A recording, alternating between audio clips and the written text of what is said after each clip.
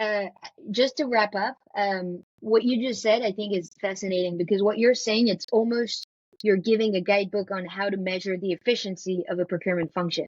And what you're really saying is the cost of purchasing a new thing or renewing a thing for the organization should be really low and measured in how much effort it takes for the employee, but also how much effort it takes for all the different stakeholders, legal, compliance.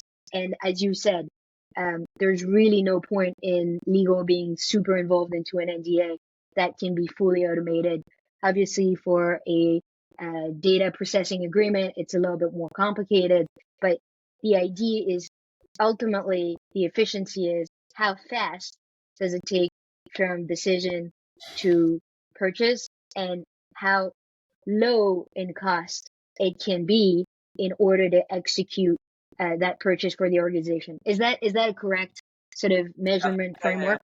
100%. And I think everything related to this we mentioned. Just one point would be to minimize bottlenecks, right? It comes with the reviews. If I do expect procurement manager to be able to read a contract and not push the job to work legal. with the team, right? So when we get a contract, we worked with quite early on with legal to have a guideline for, let's say, a data processing agreement.